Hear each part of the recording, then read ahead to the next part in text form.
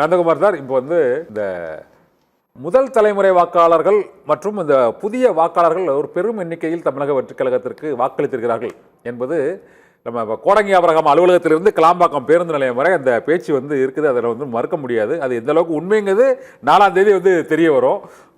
நீங்கள் எப்படி ஃபீல் பண்ணுறீங்க? இந்த முதல் தலைமுறை வாக்காளர்கள் வந்து ஒரு பெரிய அளவில் தாவேக்காவுக்கு வாக்களிப்பதால் இந்த 4 முனை போட்டியில் அது ஆளுங்கட்சிக்கு பாதிப்பு சாதகமாக ஏற்படுமா அல்லது எதிர்கட்சிக்கு சாதகமாகவோ பாதிப்பாக ஏற்படுமா? நீங்கள் எப்படி ஃபீல் பண்ணுறீங்க? இல்ல, இப்ப முதல் தலைமுறை வாக்காளர்கள் வந்து 100% அப்படியே விஜய் பக்கம் போடுறது மாட்டாங்க. எந்த ஒரு செக்மெண்ட்டுமே 100% ஒரு கட்சிக்கு மட்டும் போகாது. அதை ஈவன் ஒரு சாதி சார்ந்த கட்சி நின்னா கூட அந்த சாதியை சார்ந்த மொத்த பேரும் 100 பேரும் அந்த சாதிக்கு போட்டுற மாட்டாங்க. ஒரு உழவர் பெருமக்கள் நிக்கிறாங்கன்னா உழவர் பெருமக்கள் அத்தனை பேரும் ஒரு உழவர் வேட்பாளருக்கோ உழவர் கட்சிக்கோ போட்டுற மாட்டாங்க. அதே மாதிரிதான் மீனவர்களுக்கு. அப்போ வந்து ஒட்டுமொத்தமா இளைஞர்கள் முதல் தலைமுறை வாக்காளர்கள் பூரா 100% விஜய் அவர்களுக்கு தான் போட்டிருப்பாங்களான்னா இல்ல. சோ அது வந்து பல கட்சிகளுக்கு பிரிஞ்சு போறதுக்கு வாய்ப்பு இருக்கு. ஆனா பிரதானமான வாக்கு வந்து விஜய்க்கு போறதுல உடன்பாடு உண்டு. அதிகபட்சமா அங்க போகும்.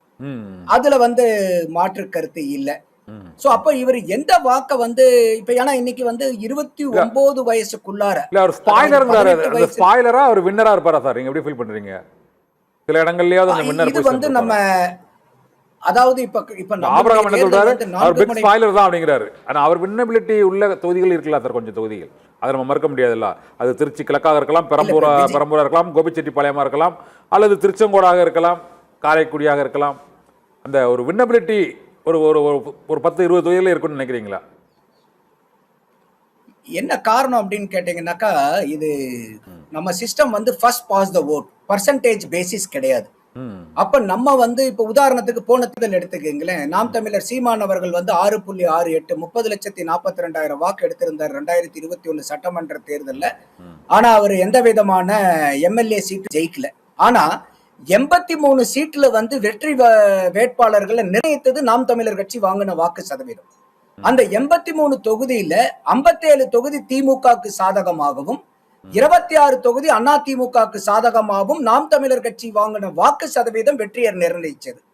அது மாதிரி அம்மா மக்கள் முன்னேற்ற கழகத்தை எடுத்தீங்கன்னா அவங்க 27 தொகுதியில வெற்றி வாய்ப்பை நிர்ணயிக்கிறாங்க. அதுல 19 தொகுதி திமுக ஜெயிக்குது, 8 தொகுதி தான் அதிமுக ஜெயிக்குது. அப்போ இங்க வந்து இப்ப இது ஒரு 4 முனை போட்டியாவும் இருக்கிறதுனால இப்ப விஜய் அவர்கள் பின்னாடி எவ்வளவு வாக்கு வாங்க போகுதுன்னு பேசுறோம். நாம் தமிழர் சீமான் அவர்கள் எவ்வளவு வாக்கு வாங்க போறாரு, அவர் தக்க வைக்க போறாரா, அவருடைய 8% இல்ல வந்து 10% போக போறாரா, இல்ல எவ்வளவு வாங்க போறாருங்கிறத யாருமே நம்ம பேச மாட்டேங்கிறோம். அதுவும் ஒரு ஃபேக்டர் இருக்கு. சோ அப்ப வந்து இந்த கேமை பொறுத்த வரைக்கும் ஒரு 35% வரைக்கும் நம்ம ஒரு தொகுதியில 30 to 35% வந்தாதான் ஒரு வெற்றியை வந்து நீங்க தட்டி பறிக்க முடியும். நீங்க 20%ல இருந்து 25% கூட நீங்க ஒவ்வொரு தொகுதியிலும் வாங்கினீங்கனாலும் அவங்க யாரு ஜெயிப்பாங்கிறத நிர்ணயம் பண்ணலாமே ஒழிய தான் வெற்றியாளரா மாறுறது ரொம்ப கடினமான வாய்ப்பு தான் இருக்குது. ஏன்னா நம்மளுடைய எலெக்ஷன் சிஸ்டம் அந்த மாதிரி ஃபர்ஸ்ட் பாஸ் த போஸ்ட். எனக்கு எதிர்த்தா போட்டி போடுற வேட்பாளரை விட நான் ஒரு ஓட்டு கூட வாங்கணும்.